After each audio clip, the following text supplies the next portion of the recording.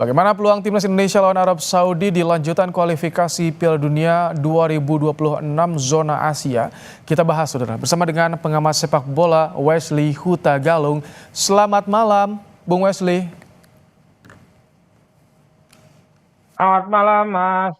Bung, lini belakang kita jadi sorotan. Dua pemain absen plus satu Martin Paes yang kita tunggu belum bisa juga main untuk lawan Arab Saudi. Tanggapan Anda soal ini, Bung?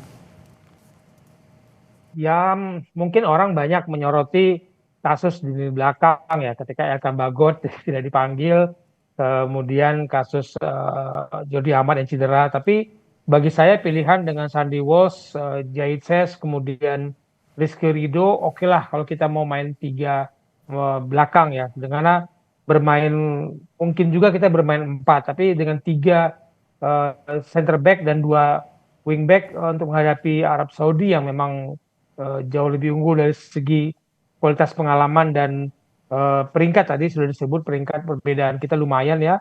Jadi antara 134 dan 56. Jadi saya pikir saya berharap Sandy Walsh, Itses dan Rizky Ridho jangan sampai cedera saat persiapan ya. Sandy Walsh, Jais Jes, Rizky Ridho, hanya tadi dua pemain yang abroad nih, satu di Liga 1. Ini 14 pemain dari luar negeri bagaimana? Menyusul langsung ke Arab Saudi ini memudahkan untuk adaptasi atau PR tersendiri nih, Bung? Sejak kemarin di sejumlah pertandingan saya selalu mengatakan chemistry tim nasional kita itu harus dipercepat dan butuh banyak uji coba sebenarnya sebelum menghadapi pertandingan ini. Jadi ketika kita lolos ke kualifikasi 3 di sejumlah kesempatan saya mengatakan saya menunggu berapa kali tim nasional kita uji coba sebelum berhadapan dengan Arab Saudi dan Australia. Itu yang saya tunggu, Mas Rahmat Ibrahim. Tapi kita sama-sama tahu kompetisi sudah mulai. Dan ini yang menjadi persoalan ketika pemain abroad, pemain dari luar Eropa, yang dari Eropa atau dari Asia juga di Indonesia langsung menuju Arab Saudi. Pemain kita berlatih di sini sebentar. Apakah cukup waktu untuk menjalin chemistry itu yang saya tunggu sejak kita lolos ke kualifikasi 3. Karena tidak mudah. Meskipun katanya bahasa sepak bola itu satu, tapi kan ini mengenal fondasi bermain, gaya bermain dan filosofi bermain kita kan berbeda dengan teman-teman kita yang dari luar. Ini Martin Paes sayang ya dipastikan absen lawan Arab Saudi ya, Bung Wesley. Ya, saya juga tidak terlalu mengkhawatirkan. Kita punya Fernando Ari yang tampil baik sejak kualifikasi 2 di Liga juga bagus. Dan kalau kiper juga kurang bisa berkomunikasi dengan cepat dengan para backnya, itu juga menjadi kendala. Jadi Martin Paes ada baiknya beradaptasi, membangun chemistry dengan tim, ikut ke Arab Saudi, nanti bisa tampil ketika menghadapi Australia. Kami ada sedikit beberapa nama akan coba kami tampilkan di layar kaca Kompas TV. Ini dia beberapa nama 26 pemain yang dipanggil Sintayong lawan Arab Saudi. Hernando, ada Adi Satyo, ini penjaga gawang, ada Nadio juga. Martin Paes tetap dipanggil. Ini dari nama yang dipanggil 26 ini sebetulnya sebagian besar sudah bergabung di kualifikasi di babak kedua. Artinya untuk adaptasi ini akan lebih mudah atau bagaimana, Bung Wesley? Ya, tentu saja akan mudah karena sudah pernah bermain sering. Tapi kalau saya melihat chemistry itu masih butuh waktu. Saya belum menemukan chemistry yang pas karena harus diakui Mas Rahmat, di dalam tim nasional kita kan ada 4 bahasa ya. Bahasa Korea, bahasa Indonesia, bahasa Inggris, dan bahasa Belanda. Itu tidak mudah. Memang bisa mengandalkan insting bermain sepak bola. Tapi ketika kita bicara sesuatu yang lebih intens, lebih in-depth, yaitu harus bisa dikuasai dengan bahasa yang sama. Dan ketika Anda dalam kondisi fisik yang sangat terkuras, waktu yang begitu singkat untuk mengambil keputusan, itu kan harus bisa berkomunikasi dengan baik. Nah, saya mengatakan ketika kita lolos kualifikasi 3, yang saya tunggu berapa banyak kita dicoba sebelum menghadapi tim yang sudah 6 kali tampil di Piala Dunia ini, Arab Saudi.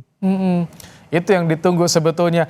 Nah, ini juga yang menarik, Arab Saudi dilatih Roberto Mancini. Ini bakal jadi motivasi tersendiri bagi pemain timnas, Bung Wesley. Tidak perlu memberikan penilaian begitu besar kepada Roberto Mancini karena memang nama besar Roberto Mancini diikuti dengan siapa dulu yang mereka latih dan siapa pemain-pemainnya. Jadi jangan sampai kemudian kita keburu jatuh mental menghadapi nama Roberto Mancini yang besar sebagai pemain dan pelatih.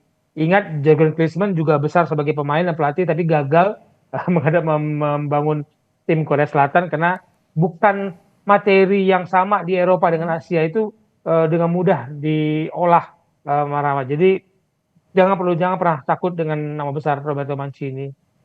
Tapi kalau dengan materi yang ada Arab Saudi, ini siapa pemain yang patut diwaspadai oleh lini belakang timnas? Kaptennya pasti ya, tapi kalau menurut saya semua pemain Arab Saudi dalam level yang sedikit berbeda dengan kita, Mas Ahmad, harus diakui ya. Kalau mereka itu bermain meskipun di kompetisi lokal, tapi pemain seperti Salman Al-Faraj, yang lain striker mereka itu gaya bermain mereka yang saya lihat yang lebih sudah menemukan chemistry bermainnya dibandingkan kita yang kalau saya katakan masih mencari-cari bentuk.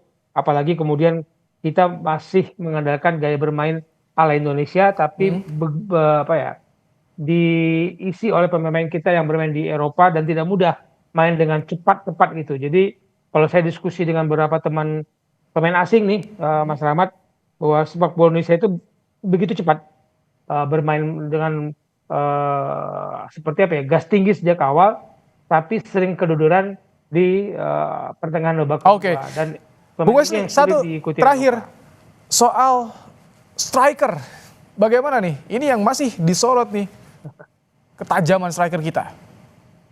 Iya, ada siapa ya? Di depan kita ada Sturridge, Orang Mangun, ada mungkin Marcelino di belakangnya. Dengan ketidakhadiran Yakob Sayuri dan Yance, mungkin sayap-sayap kita emang mengadakan kepada Asnawi, mungkin Calvin Verdong. Tapi di depan saya masih setuju dengan Marahmat ini adalah missing link Sintayong sejak dia melatih Indonesia dari awal Oktober 2009 dan Januari 2010, bahwa dia belum menemukan striker yang pas untuk permainan tim nasional. Saya setuju kalau striker yang jadi sorotan. Kita tunggu nanti 6 September laga timnas lawan Arab Saudi kualifikasi zona Asia babak 3. Terima kasih Bung Wesley untuk pandangan Anda soal peluang timnas jelang lawan Arab Saudi.